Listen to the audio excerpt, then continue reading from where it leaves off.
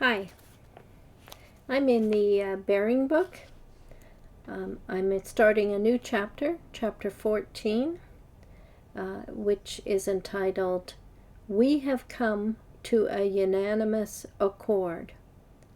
And underneath that quote from Scripture is, How the governing body reached a decision and the unifying effect it had on the congregations. And they say this is based on Acts 15, verses 13 to 35.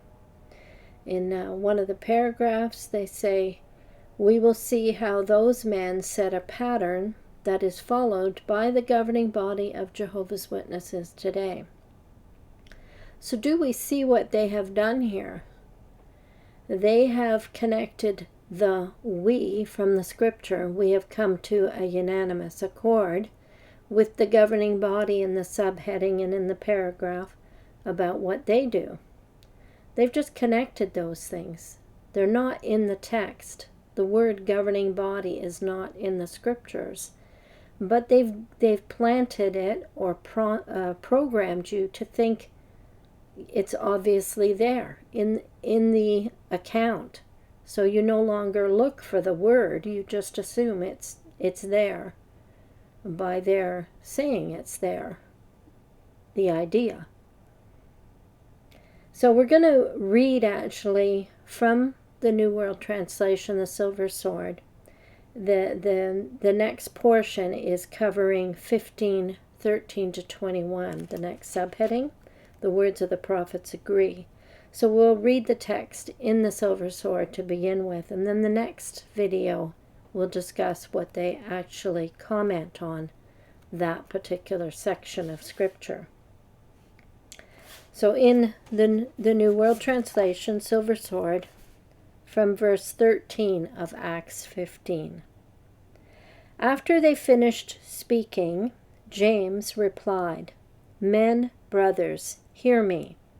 Simeon has related thoroughly how God for the first time turned his attention to the nations, to take out of them a people for his name. And with this, the words of the prophets agree, just as it is written, After these things I will return and raise up again the tent of David that is fallen down. I will rebuild its ruins and restore it, so that the men who remain may earnestly seek Jehovah, together with people of all the nations, people who are called by my name, says Jehovah, who is doing these things, known from of old.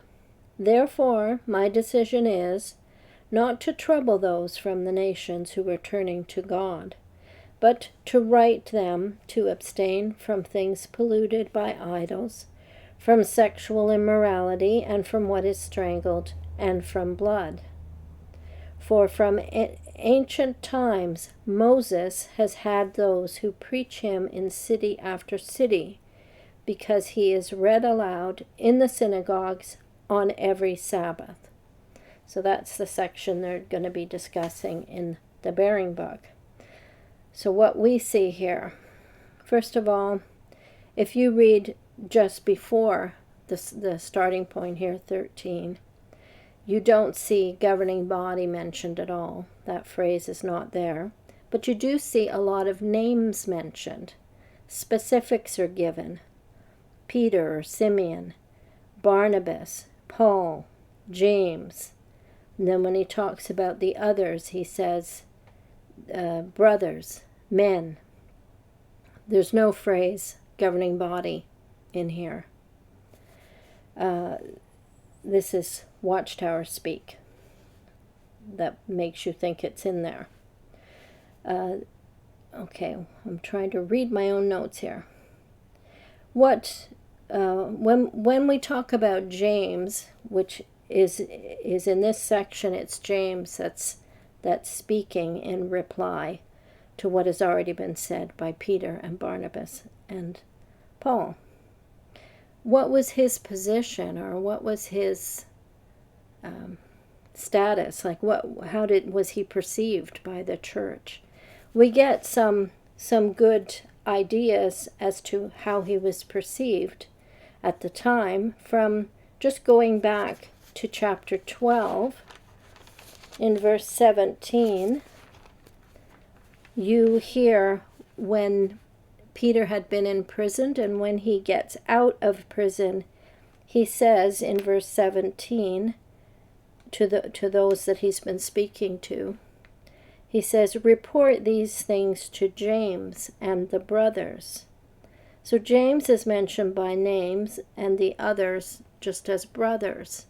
So that would seem to indicate that he was a leader, one of the leaders of the congregations at the time, or church at the time. Another clue would be in Galatians, when it's talking about this problem that existed. James is also mentioned, and John, somebody else I think. But James and John are mentioned, and Peter, as pillars in the church. So you can tell he's got a leadership position. And Jerusalem is where they're at, and he is a leader in the Jerusalem congregation.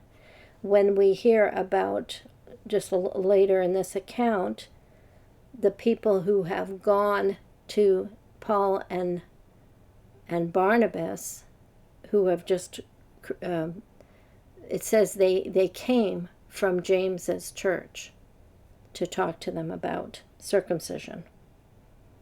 Okay, let's see. The verses 17, and in 17 twice they have the name Jehovah. So we'll talk about that when we actually deal with comments that are made in the bearing book. So the next time we'll talk about that, the references to the use of the name Jehovah and an admission that's made in the bearing book. Okay, so we'll do that with the next one. So we're going to leave it at that point, and I'm going to link to a video called Fred Franz, Under Oath, and Watchtower propagandist Marley Cole both admit the governing body is a fiction. And that's from Ray Franz's book, Crisis of Conscience. Some readings that were being done from that. Thanks.